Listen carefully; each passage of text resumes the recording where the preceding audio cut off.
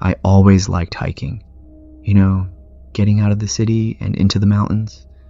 It's peaceful, clears your head, right? So, this was one of those random days when you get up and decide, I need some fresh air.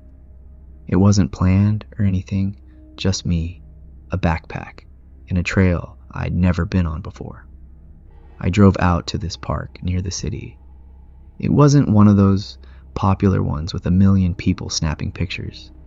Nah, this was one of those quiet spots where you might not see anyone for hours. The trail started off fine, just trees, birds chirping, the usual. I didn't even bring a map. I figured, how lost could I get, right? I had my phone if I needed it, but the reception was terrible. Whatever, I thought. Just walk, enjoy the view, and head back before it gets dark. About an hour in, I noticed something a little weird. The trees got different.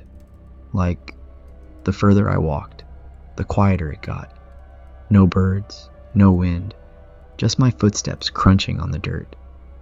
The trees looked older too, twisted in weird shapes. Some of them had carvings, like symbols or writing, but it wasn't in English. It kind of looked like the stuff my grandma used to draw when she talked about spirits. Another 30 minutes, and I came across this clearing. Right in the middle of it was this old wooden swing. You know, the kind you see in creepy movies, just hanging from a tree, swaying even though there's no wind. Yeah, it was like that. The rope was all frayed, and the seat looked like it could break if you sat on it. I thought it was kind of funny at first, like, who leaves a swing out here? But then I noticed the tree. It wasn't like the other ones. This one was huge, way taller and thicker. The bark was black. Not like burnt black, but, I don't know, unnaturally black. Like it didn't belong there. You ever feel like you're being watched? That's what it felt like. I tried to laugh it off. I mean, it's just a tree, right? But something about it kept pulling me in. I don't know why, but I walked closer, like I couldn't stop myself. When I got close enough to touch it, I saw that the carvings on this tree were way more detailed than the others. That's when I noticed the swing wasn't swaying anymore. It was still, completely still. I didn't even feel the breeze anymore. The whole clearing felt wrong, like I wasn't supposed to be there. But I didn't leave. I know, stupid, right? Instead, I pulled out my phone to take a picture. I thought, if I can show this to someone later, they'll believe me. But as soon as I pointed my phone at the tree, the screen went black. Dead. My battery was full before I got there, so I don't know how it just died like that. That's when I heard it. It was faint at first, like someone whispering. I couldn't make out the words, but it was coming from behind me. I turned around and I didn't see anything, but the whispering didn't stop. It got louder, closer. Yi, Yi, it kept saying that name. Yi. I don't even know anyone with that name, but hearing it made my stomach drop. My grandma used to tell me stories about ghosts calling out names. If you answered, they'd follow you. But if they called your name, well, that's when you're in real trouble. I wanted to leave. Believe me, I wanted to run, but my legs wouldn't move. It was like my body was frozen, stuck in that spot while the whispers got louder and louder. Then I saw it. At the edge of the clearing, right where the trees started again, something was standing there. It was small at first, just a shadow, but it got bigger, closer, until I could see it. It was a woman. At least, it looked like one. She had long black hair covering most of her face, and she was wearing white, but it was dirty. But her arms were too long. They hung down past her knees, just swinging there as she walked. I don't think I've ever been that scared in my life. She didn't move fast, but every step she took felt like she was dragging something heavy behind her. And her head, it wasn't right. It tilted to one side, like her neck was broken. When she got close enough for me to see her face, I finally snapped out of it when I saw her wide, smiling face. I ran. I didn't care where I was going. I just ran back the way I came, hoping I'd find my car. The whole time I could hear her behind me, the sound of her feet dragging on the ground. I didn't dare look back. I thought if I looked at her again, she'd catch me. When I finally saw the parking lot, I almost cried. My car was right there, just sitting like nothing was wrong. I fumbled with my keys, dropping them twice before I managed to unlock the door. When I got in and slammed the door shut, I finally looked back. She was standing at the edge of the parking lot, just watching me. Her head was still tilted, her long arms hanging there. But this time, she wasn't smiling. I didn't wait to find out what that meant. I started the car and drove out of there so fast, I nearly went off the road.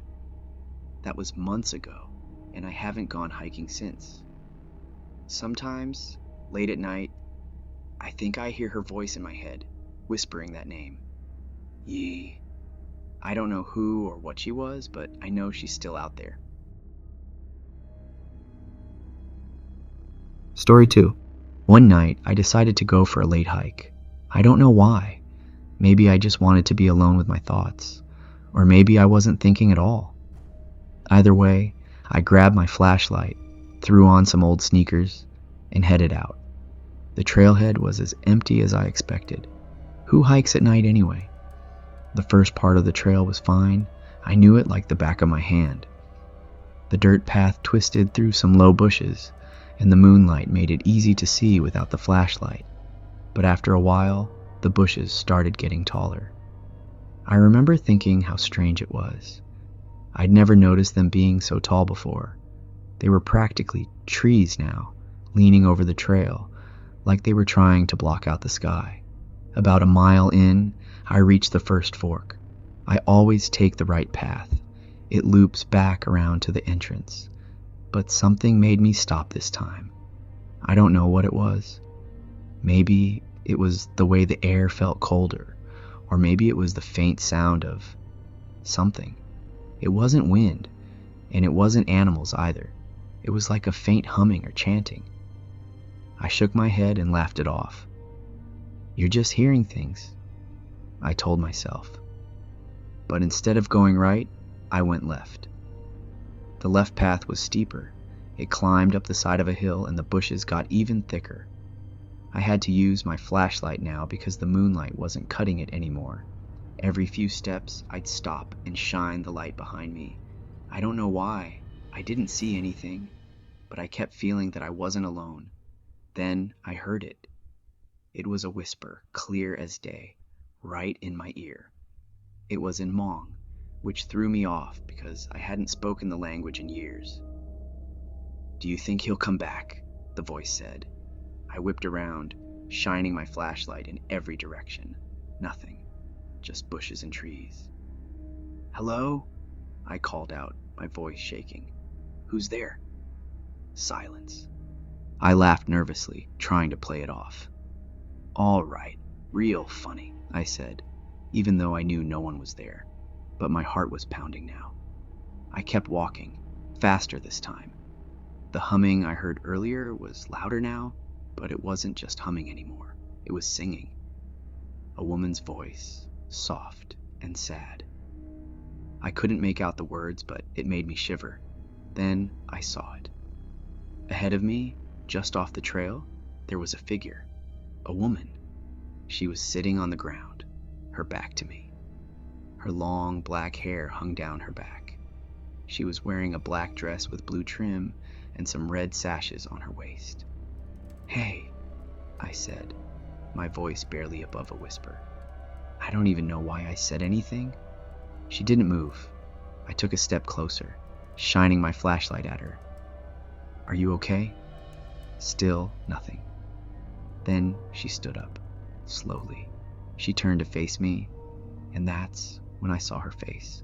Her skin was blue, not a natural blue, but the kind that makes your stomach drop.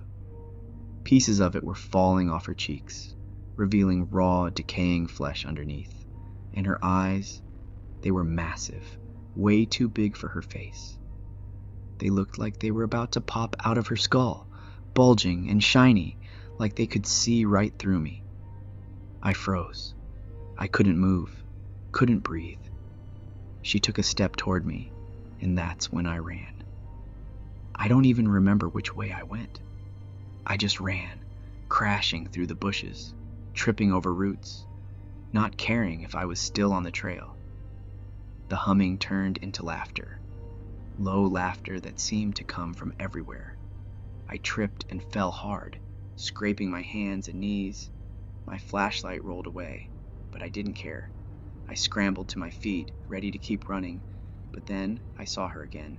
She was standing right in front of me, her head tilted to the side, like she was curious about me. "What do you want?" I screamed.